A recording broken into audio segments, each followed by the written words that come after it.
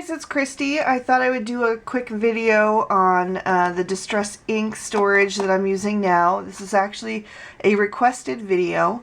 One of my viewers emailed me and asked if I would do a more in-depth look at the distress ink mini storage since I had showed them in another video. So I thought I'd go ahead and do that today. As you can see, I did switch completely over to the minis. For me, it's just a space issue. You know, when you have some different coloring mediums and things like that, space is always at a premium in your craft room. And not even just for coloring mediums, but anything. I mean, whatever you can store smaller is better, right? I mean, at least in my opinion, as long as the size of the product still works for you, which in my case it does, and I'll get into more of that later. But as you can see, if you open these up, I have gotten rid of almost all of my full-size pads now, but I still have just a few, and one of the original distressing pads is about the space of 4 of the minis, so they're definitely a lot smaller and a lot easier to store.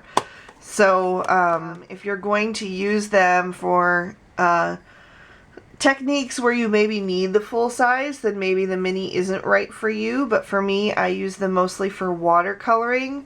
For example, here's a card that I made quite a while ago, a Lady in the Tramp themed card using some Lawn Fawn stamps, and you know, I was mostly smushing on my craft sheet for the background. So, you know, having the smaller pads actually works even better because you can smush more colors into a smaller area. And then just using different colors and things to go ahead and color the dogs and the little bowl and to outline the banner. So for me, the small size is perfect. And even when you do things like, for example, on this card, where I just went around the edges with some distress to kind of dirty it up for the latest lawnscaping challenge, the small pads worked perfectly.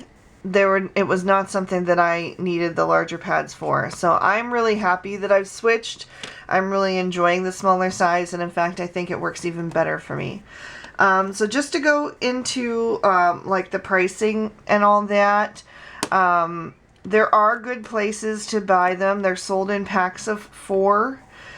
This is all of the distress inks that are on the market in mini cubes right now. There are the new monthly color distress inks, which are going to be released in cubes, but are not yet at this time.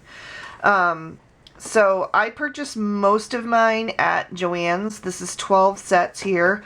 I purchased 10 of them at Joann's, or got them from Joann's, and 2 Joann's didn't have. I believe it was set number 10 and 11, so I got those on Amazon for Christmas for my husband. And then as far as the distress ink tins, I also got those on Joann's.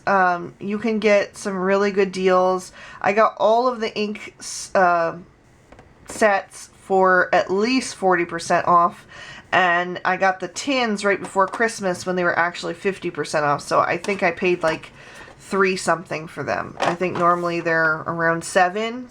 And I think I got them for like $3.49 or something like that. So they're really great. You just open them up like this. They have the little plastic insert underneath that has the little edges or ridges so that your inks don't slide around. Even if one is missing, if you don't have them all, you know, you can shake it and they're not going to move around.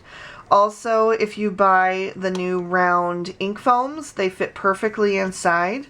A lot of people store them face up. I'm not really sure why. Maybe they don't want to get ink on the bottom. I don't care.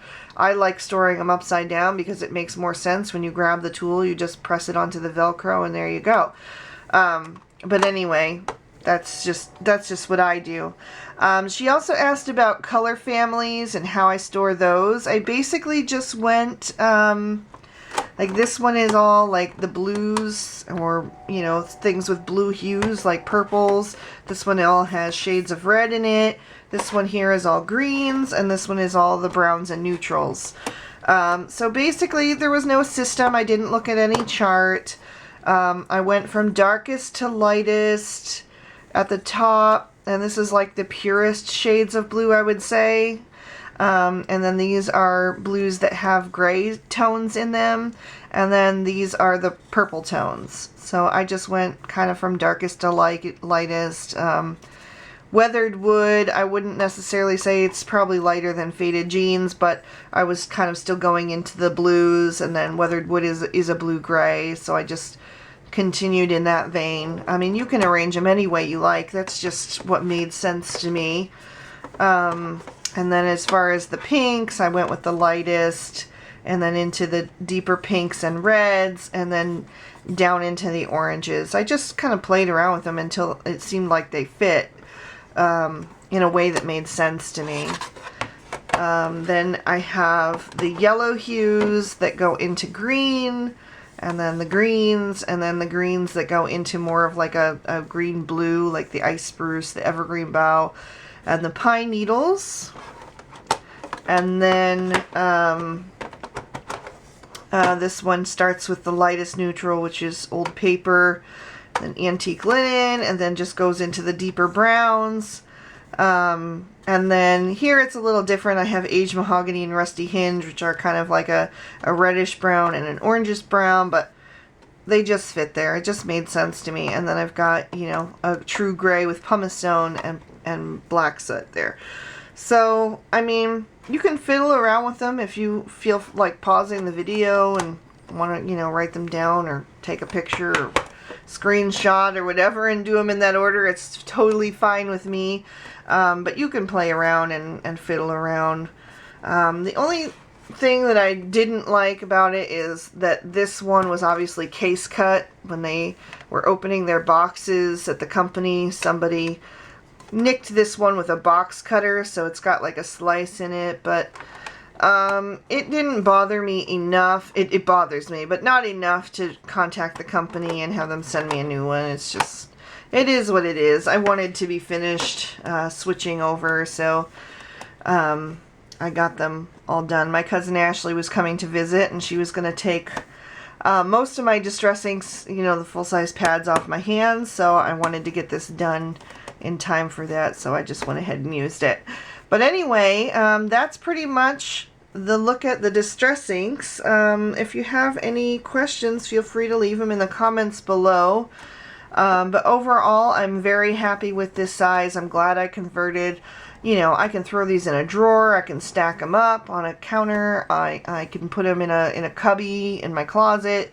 So they're just very easy to use. I can grab just the color family I need, or I can grab them all. So anyway, I hope you enjoyed this video. I hope it helped you out, and thanks so much for watching. Bye-bye.